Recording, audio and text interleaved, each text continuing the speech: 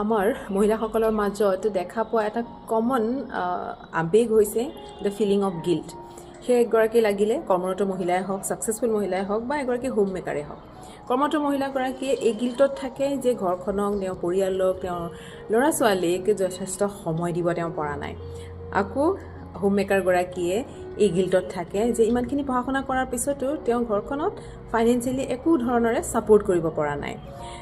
মহিলা এগৰাকীয়ে যেতিয়া ৰেষ্ট লয় তেওঁ আকৌ গিল্টলৈ যায় যে তেওঁ লেজি। আকৌ যেতিয়া তেওঁ কাৰোবাক নো ক'ব বিচাৰে তাৰপিছতো তেওঁ ক'ব নোৱাৰে, যিহেতু তেওঁৰ অনুভৱ হয় যে যদি তেওঁ নো কয় তেওঁ সেই ব্যক্তিজনক দুখী কৰা হয়।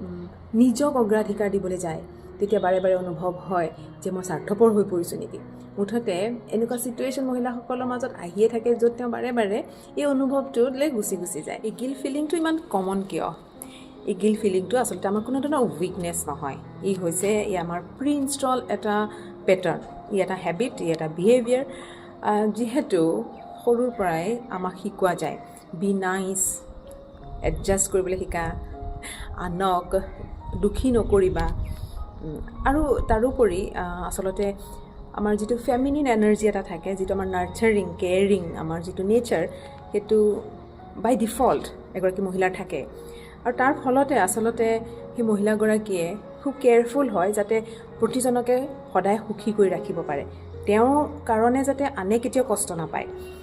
কিন্তু এইখিনি কৰিবলৈ যাওঁতে মহিলা এগৰাকীয়ে নিজকে সুধিবলৈ পাহৰি যায় যে তেওঁক আচলতে লাগে কি। এই কথাটো একেবাৰে নহয় যে কি লাগে, জীৱনৰ পৰা কি বিচাৰিছে এগৰাকী হোম মেকাৰৰ কাৰণে সেই ক্লিয়াৰিটি নাথাকে, নহয় সেইটো কথা। ছাকচেছফুল মহিলাৰ মাজতো মই সেইটো কথা পাইছোঁ যে তেওঁক আচলতে জীৱনৰ পৰা লাগে কি, তেওঁ কি বিচাৰি আছে, সেই কথাটোৱে তেওঁ নিজকে কেতিয়াও সুধি চোৱা নাই। যিহেতু তেওঁ সদায় আনৰ কাৰণে কৰি গৈ থাকোঁতেই তেওঁৰ জীৱনটো চলি গৈ আছে। সেয়ে মই কওঁ যে যেতিয়া আপুনি সেই গিল্ট ফিলিংটো কৰিব, গিল্ট ফিলিঙৰ প্ৰতিটো সময়তে তাৰ বিহাইণ্ডত সদায় সত্যতা এটা নাথাকিবও পাৰে। সেইকাৰণে নিজকে এবাৰ সুধিব যে এই ফিলিংটো মোৰ নিজৰ নে মই কাৰোবাৰ পৰা ধাৰে লোৱা, নে মোক এই কথাটো কোনোবাই শিকাইছিল। এবাৰ সুধি চাব। যিহেতু যেতিয়া আপুনি নিজক ৰেচপেক্ট দিবলৈ শিকিব, যেতিয়া আপুনি আপোনাৰ নিজৰ আভ্যন্তৰীণ স্থিতিস্থাপকতাটোৰ ওপৰত কাম কৰিব, যেতিয়া আপুনি সেই শান্তিটো অনুভৱ কৰিব পাৰিব, তেতিয়াহে আচলতে আপুনি আপোনাৰ ঘৰখনৰ কাৰণে ইম'শ্যনেল বেকবোন হ'ব পাৰিব। গতিকে সদায় নিজক এবাৰ সুধিব যেতিয়া আপুনি গিল্ট ফিল কৰে যে এই ফিলিংটো মই আনৰ পৰা ধাৰে লোৱা নেকি।